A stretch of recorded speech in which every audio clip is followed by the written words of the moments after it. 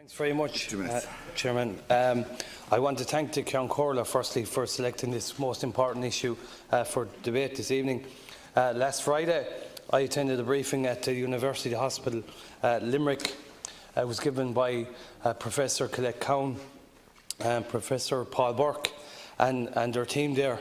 As you'll be aware, Minister Byrne, UHL has experienced severe overcrowding in 2018, and this is a long-standing issue which is not going away, and it must be addressed. Management have put forward a number of proposals which need the support of the Department of Health, and they need the support of the Minister for Health. Lack of bed capacity is a major issue at UHL. The proposal to build a 60-bed modular unit at UHL now has the benefit of planning permission. Originally there was an objection which was lodged with An Bord Pleanála, but that has since been withdrawn. So this is a shovel-ready project. It now requires the €40 million to construct it.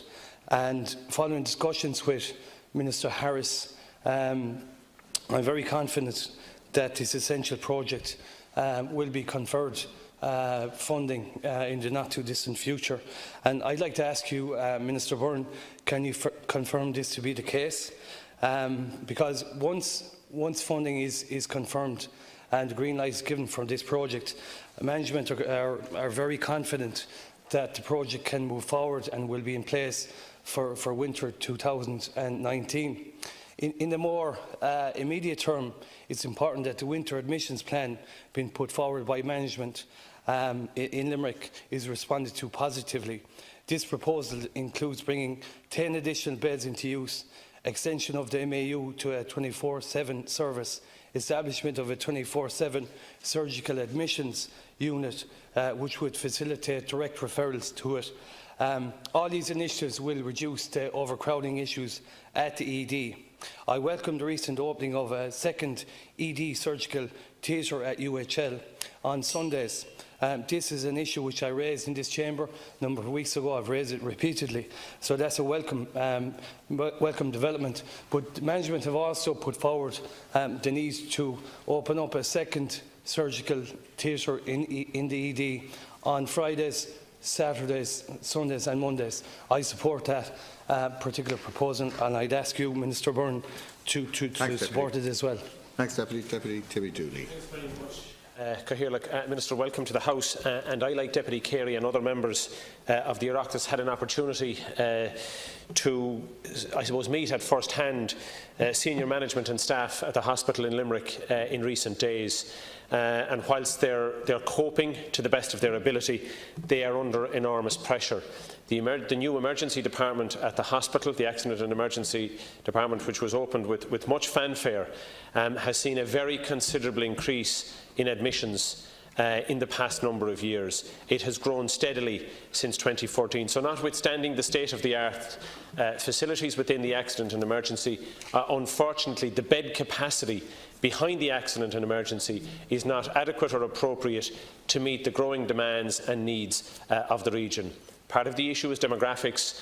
Part of it has to do with the way in which reconfiguration was accepted, and rightly, by the region, but it has put an intolerable burden on the staff, but more particularly on the patients who present and who are left for an inordinate amount of time waiting in unacceptable conditions. There was a very clear belief that the 60-bedded unit, that modular unit, that can be brought on board quickly if the funding is put in place, but that's still going to take some time to build. Already, and we haven't even entered into the difficult winter period, where we know with the winter vomiting bug and other stresses on the health service during the winter, we'll see increased numbers of patients presenting and therefore increased chaos in the Accident and Emergency. Even in advance of that, we still have numbers of 60 to 70 per day on trolleys. That's not acceptable. So there are a number of initiatives that can be taken quickly, and what we need is an urgent response from the department in terms of putting the monies aside. My understanding is, and it's the understanding of other members that were at that meeting, that proposals are coming from the hospital. If they're not already with the department, they will be within the next number of days. So to alleviate the really short-term issues, we need funding to open an additional 10 extra beds, which I understand can be done with some reorientation within the hospital, a second trauma theatre at weekends, which would mean that lots of the work that presents over the weekend gets treated and dealt with over the weekend and takes away the pressure on the Mondays. Moving the acute medical assessment unit from an 8 to 8 Monday to Friday unit needs to be moved and put on a 24-hour, 7-day basis, and also the acute surgical admissions unit needs to be on a 24-hour, 7-day a week. That will ensure that we don't have the peaks and troughs, that the work can be progressed more evenly throughout the week, so that we don't see this spike on a Tuesday, and that's the kind of work that needs to be done. I hope, Minister, that notwithstanding the additional funding that has been provided to the department as a result of the recent budget, that we can see those short-term funds made available to address the immediacy of the crisis, and then we work towards getting the additional bed capacity through the modular unit that's proposed, and hopefully we can move to the long-term situation where there was 100 beds that was planned and proposed for the hospital, that too come on. Thanks, Deputy Minister. Thank both Deputy Joe Carey and Deputy Dooley. I'll read the statement I've been given by the Department of Health, Chair. However, it may not answer some of the questions that have been addressed to me by both TDs, so I will make sure that Minister Harris receives them. On behalf of Minister Harris, I welcome this opportunity to address the House on this issue raised by Deputy Dooley and Deputy Carey. The Government is committed to improving access to our health service. The Emergency Department, ED and University Hospital Limerick is one of the busiest in the country, with nearly 54,000 attendants this year up to the end of September. Demands for ED services at the hospital have continued to rise this year, with an increase of 8% increase in ED attendance at the University Hospital compared to the same period last year. Preparation and planning for winter 2018 and 2019 are well advanced in the hospital and at local level. The Department of Health is working with the HSE to ensure the most effective response to the winter challenges. To unscheduled care provisions are the available as resources. As part of the budget 2019, an additional $10 million in funding is being provided in 2018 to prepare for manage the expected peak in demands on health service in the winter ahead. The funding will focus on initiatives to enable the hospital system to de-escalate before Christmas. Minister Harris has requested the HSE to provide from a significant increase in the provision of social care and other measures to support the partners' journeys, the patient's journey home and first quarter of 2019 in response to the expected surge in demand after the Christmas period. A further $10 million in funding is being made available in 2019 to increase acute bed capacity in line with the recommendations of the Health Service Executive Capacity Review. Increasing capacity is a priority for this Government. The Department of Health is currently in discussions with the HSE in the context of National Service Plan for 2020-2019 to identify the sites for investment and associated number of beds as part of an agreed capacity programme for 2019. The selection and opening of beds on a Pacific site in 2029 and in the future years will be considered as part of the annual estimates and service planning process, and subject to financial opportunities, human resources and political policy consideration and priority. Increasing capacity is both part of the short-term and long-term solution. The National Development Plan announced earlier this year included the provision for a 96-bed replacement ward block at the University Hospital in Limerick. The HSE has provided capacity funding in 2018 to progress the design phase of this project. Further funding will be considered in the context of the capacity allocated for health, having regarded to the availability of funding and levels of construction commitment already in place. Subject to funding and successful completion of planning, design and tender phase, it is currently anticipated that the construction is unlikely to commence before 2021. Investment in the capacity and reform must go ahead in hand. We now have a commencement implementation of the Sláinte Care programme of reform that provides the framework for how health service reform can be released across primary care, social care, as well as acute hospital care. I know that hasn't answered many of the questions that have been put by both TDs, but I will come back to them. Thanks, Chair. I want to pay a tribute to the staff in UHL who work under extreme pressure. Attendances there at the ED have increased by 18.5% over the last 4 years. It's projected that in the region of 71,000 people will visit that ED this year alone.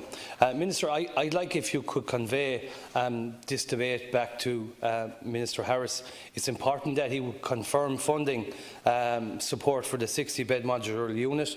It's important that he would confirm that he supports the winter admissions plan being put forward by management at UHL, which includes an additional 10 beds, 24/7 MAU, a 24/7 surgical assessment unit, and the opening of a second ED surgical theatre for the weekends. These initiatives will help address the severe chronic overcrowding at the University Hospital Limerick, and it's important that you as Minister for State would convey these sentiments to the Minister and that he would respond back to us.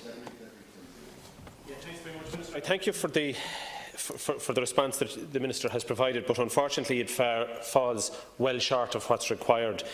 I don't think you need me or anyone else in this House to tell you the level of crisis that's being felt in the Midwest region because of the massive level of overcrowding that has happened even during the summer period, which is normally a relatively quiet period. So the infrastructure there is wholly inadequate to meet the demands and the needs of the people. So I'll be back here again next week looking for more answers, and what I need to hear is not about what's going to happen in 2021. I want to hear what's going to happen in 2019. I want to hear that there will be funding made available to ensure by the time we get to September of 2019 that modular unit is well underway.